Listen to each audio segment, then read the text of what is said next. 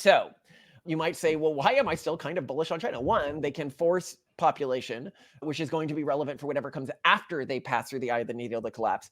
But also, they have set up their entire system. That's what the social credit system is. That's what the constant monitoring is. That's what the money that the government can track is. Why did they do these COVID protocols if it put them in such a dangerous position vis-a-vis their existing economy? Because it was all a plan for the You're collapse. saying they were preparing for collapse. Yes, they were preparing to maintain their existing government systems in a collapse. That's Total a economic collapse. pretty, I mean, like, if that is true, that is pretty baller on their part. Well, what it means is they will have something that a lot of the world doesn't have, which is not a Control. competent government. The Chinese government is not competent. It is anything but competent. It is wildly incompetent. But at least a government that is capable of becoming competent again. A government that is capable of disseminating some of the hard policies that can culturally unify a geographic region, increase its fertility, and maintain some level of isolated technophilia. Would you like to know more? Hello, Simone. We have done 2 previous episodes on what is going to happen as civilization, as we understand it, begins to collapse. As we have stated in the previous ones, it will collapse for one of 2 reasons. Either population collapse, as we've said, historically speaking, the economy has risen around the world for the past 500 years or so because the number of consumers and the number of producers was growing exponentially. We are about to hit a world in which the number of consumers, at least the ones who have high economic productivity, are declining exponentially. And we have leveraged every layer of our economies, which was great in times of growth, but in times of scarcity will lead to economic collapse, or AI fixes it, but AI also frees the bourgeoisie from the proletariat, meaning that the wealthy within our society will increasingly become more wealthy and will increasingly become concentratedly wealthy and will use that wealth as systems begin to collapse to protect themselves from the masses. And that means the masses, again, will experience economic paucity or what's the word I'm looking for here? Depravity, Disempowerment, economic disempowerment, of which we have almost never seen. and possibly just economic isolation. Yeah, and as we pointed out, in a lot of the world, what this is going to look like is not like moving back to the developing world. It's not like we will live like we're in a developing world. It will be much worse than that. It will be a developed society that is collapsing, which if you want to look for a good example of that on the global stage, you are looking at what it's like to live in South Africa today.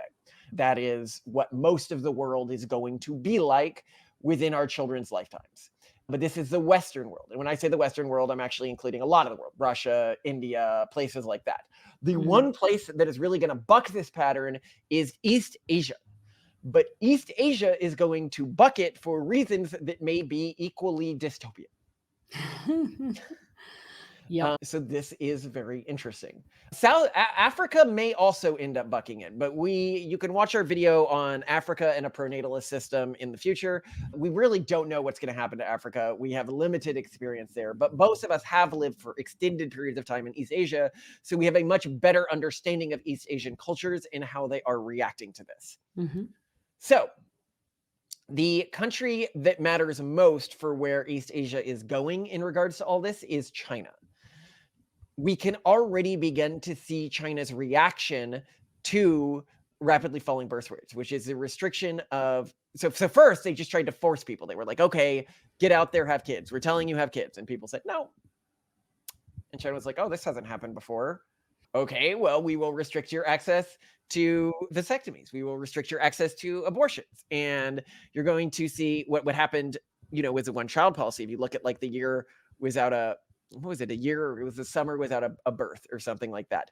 And it was this region where they go, we're having a summer without a birth in this region because we're so good at following the Communist Party's orders.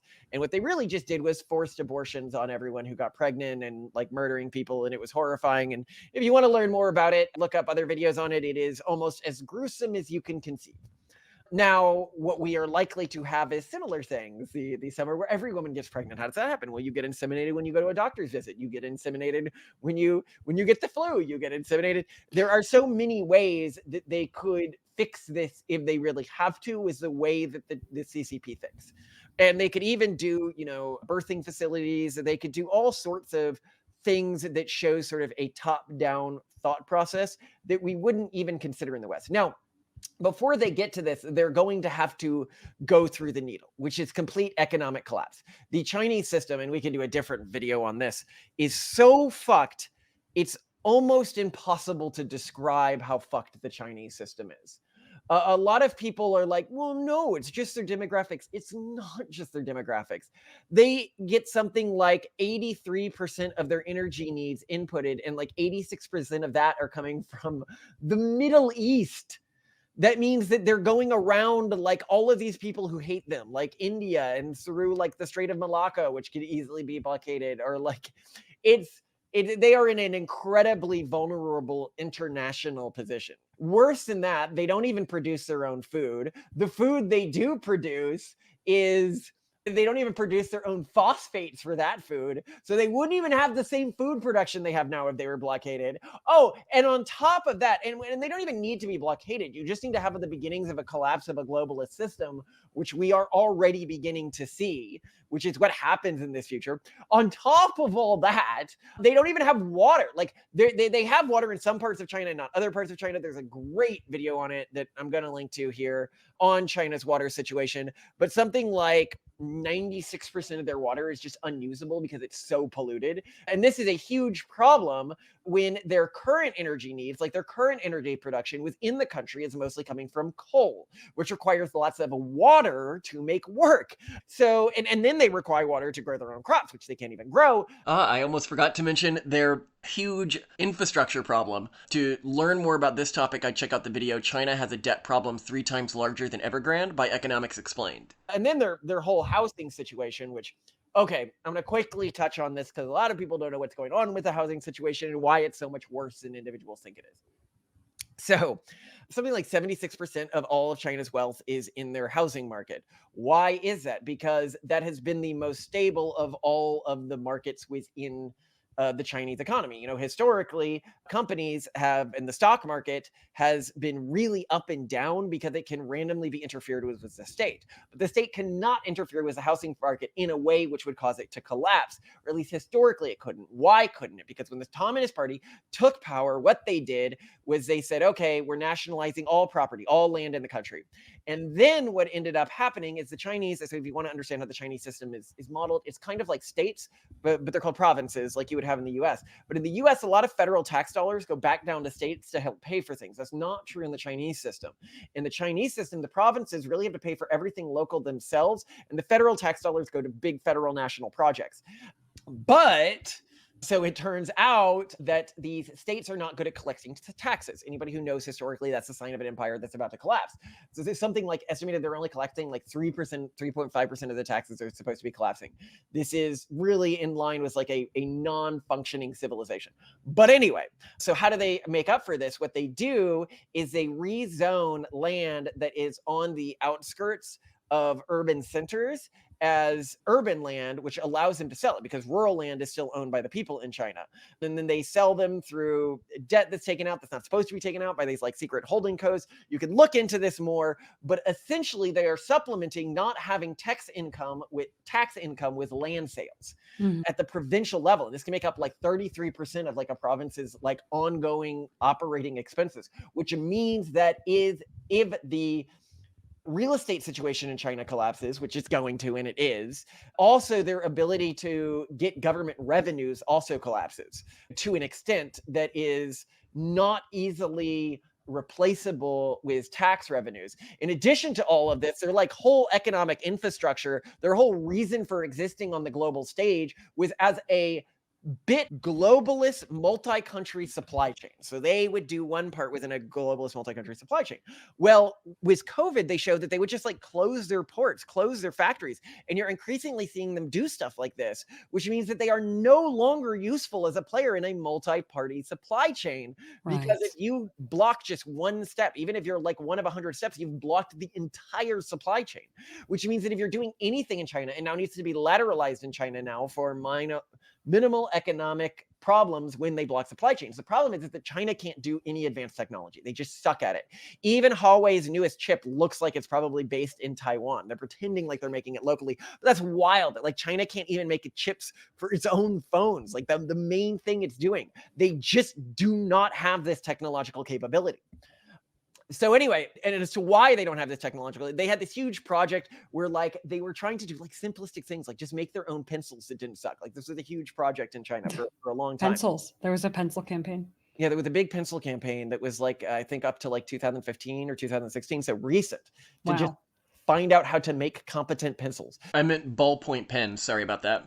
They actually really kind of suck at this. And worse than all of this is that if you're going to set up a new part of your supply chain, it's like always cheaper to do in Mexico now if you're a US company, because labor is less expensive in Mexico now. So Yeah. why would you do it in China? So they've lost their like economic raison d'etre. Their entire system's a house of cards. They are geopolitically incredibly vulnerable. All of this is painting this horrible, horrible, horrible picture for China. And some people are like, yeah, but they have like good battery supplies. And it's like, yeah, but that doesn't increase their economy. Okay, they need to find ways to increase their economy if they're going to economically grow. That just slows the speed at which they are declining, which Right. is going to be catastrophic. Mm. All right. So you might say, well, why am I still kind of bullish on China? One, they can force population, which is going to be relevant for whatever comes after they pass through the eye of the needle, the collapse. But also they have set up their entire system. That's what the social credit system is. That's what the constant monitoring is. That's what the money that the government can track is. Why did they do these COVID protocols if it put them in such a dangerous position vis-a-vis their existing economy? Because it was all a plan for the You're collapse. saying they were preparing for collapse. Yes, they were preparing to maintain their existing government systems in a collapse. That's Total a economic collapse. So there's- pretty, I mean, like if that is true, that is pretty baller on their part. well, what it means is they will have something that a lot of the world doesn't have, which is Control. not a competent government. The Chinese government is not competent. It is anything but competent. It is wildly incompetent. But at least a government that is capable of becoming competent again. A government that is capable of disseminating some of the hard policies that can culturally unify a geographic region, increase its fertility, and maintain some level of isolated technophilia. Yeah, but I don't really get that impression that that's the direction they're moving in. I see a lot of efforts to subdue the population and control the population and maintain, for those who have power, maintain their position. I That don't is really all see. true, but that is going to be infinitely better than the religious extremism that is going to dominate the rest of the world. Right, but I don't see how that, I mean, unless they have some sort of elite, separate, highly educated, technophilic, suddenly innovative, Yeah, and so this is also important to note. So a lot of people are like, yeah, but won't China like start genetic selection, genetic engineering? No, China is really resistant to all of these. People who ask this stuff and expect East Asian countries to engage with this technology do not understand fundamentally how conservative East Asian countries are. They right. are more conservative, like at small C level, than probably anyone or any cultural group you have met. They are more conservative, for example, than ultra-Orthodox Jewish communities. They are more conservative than Amish communities in the ways that they engage with cultural technologies. It seems very unlikely to me that they will engage with these technologies. They, if anything, will go back to something that looks more like the imperial exam systems. They will go back to a model that is based on old Chinese empires. But what is important, and what I am, this, it's not great, but it's not going to look like what we are going to see across the West, which is small, stable, technophilic havens surrounded by religious extremists who hate them and want to kill them. China is just going to be like a large, economically depressed region that is finding a new stable state for itself. And it will take a while to find that, as China always does. But as it begins to find something that works, it will begin to come back as a major and unified player. This has huge implications for all of the countries around it. One, we're going to talk about Taiwan, and we'll do another video on whether China would attack Taiwan or anything like that. But if Taiwan leaves the globalist economy is kind of fucked, because they are the only ones who can produce a lot of the chips that are used in like everything. Yeah, for now. Everything. Like, it is almost kind of weird that no one else has figured out how to produce these chips at the scale of Taiwan. They produce a huge chunk of the chips we use for almost everything in the world. And if things went down in Taiwan, there are only a few countries that could even supply themselves with chips. China isn't one of them. Okay, I'm just saying that right now. Korea probably could. And so it would make sense for the US to maintain a tight alliance with them. Japan probably could. The US could to a lesser extent. Very few countries in Europe could. I know that the UAE has looked into building technological capability on this front. Israel could probably, but very few countries could. To clarify, I'm not talking about existing capacity for advanced semiconductor manufacturing. I'm talking about having the human capital to build that, or the investment capital and will to build out things like that. So I mean, if the chips were shut off, which countries could conceivably begin producing them themselves after, like a 10-year investment and boot up period? And this is just really meaningful if you're thinking about the future of a deglobalized world and what partnerships matter. In the past, have you ever played like a game of Civ and like a new resource unlocks like iron or uranium, and you're like, God, well, I've got to make sure I have a good alliance with a country that has some within their borders. It's going to be the same way with people who can produce these advanced silicon chips, especially if Taiwan leaves the world stage. Mhm. Okay. But now what happens with Japan and Korea? Korea's fertility rate is desperately low. I do not think this means that Korea will cease to exist. I think it means that some subgroup within Korea is going to replace the existing population. This could be an Right. immigrant population or a religious extremist population within Korea. One thing Yeah. that people don't know about Korea who don't know Korea is great at cults. They are a mass exporter of cults. They have exported many cults. The Moonies, for example, came from Korea, and they create really good cults. When I say good cults, I just mean that they are Effective internally cults. consistent.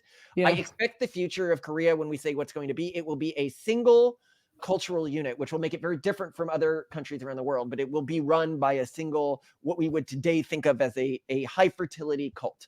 Now, Mm. whether that cult is technophobic or technophilic is yet to be seen. If it is technophilic, it will be one of the largest players in world history. And so that could be really interesting. Yeah. Uh, I could Another see the same country, with Japan. Like I visited what you could describe as like cult complexes in Japan, and they feel very different from mainstream Japanese culture and also a lot more prenatalist. They're not yeah, currently well, they also, technophilic to my knowledge, but they totally could become technophilic. when you're familiar with like their cultural ethno groups in Japan that are based around the descendants of samurais that believe you need to have something like six sons or No. something like that. What? Yeah, and they Cool. still hold to these practices, and so they have really high fertility groups. I should clarify here that this is not the descendants of all of the samurais who are in this group. It is a small, small group in Japan that would best be called a cult by outsiders, as all groups that culturally extremely differentiate from mainstream society are often called if they are considered youngish. Now, clearly, this group takes inspiration from what they define as their heritage. However, who's to say how many of them are actually from those samurai families? So what we might actually see by Japan, Weeb's fantasy, is it gets taken over by the descendants of the samurais. The samurai Um, empire. This and is they have, great. yeah, basically a martial, unified samurai empire of a country, which again makes it very different from a lot of the Western world. And so you can say, why are they able to do this? Why aren't they falling apart in the same way the Western world is falling apart? Mhm. The core reason is that they are basically already city states. Japan is a city state and Korea is a city state. Mm. A huge portion of each country's population and an increasing portion of each country's population is based around the metropolitan centers of each country.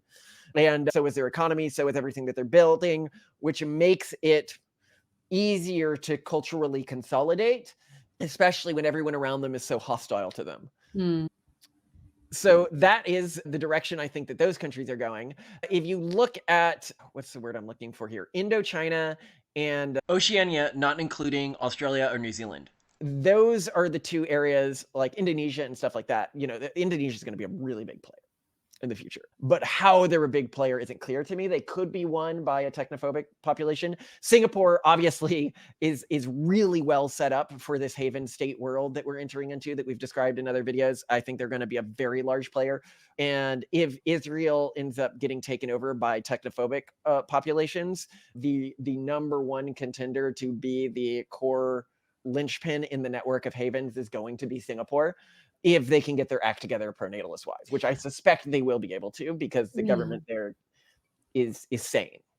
What I thought you were gonna talk about is the I think, when it comes to we've talked about corporations producing humans, like essentially corporations, either through, surrogates that they hire to gestate their material, as it were, or through artificial wombs someday, just start creating humans and then using them like in a corporate way for, producing things, for having their own sort of state. I feel like if that is going to happen somewhere, it's more likely to happen somewhere in East Asia. I mean, I've always thought like China Yeah, it is is. high on that list. Who does Um, it? We don't know. I actually think it yeah, might be Korea.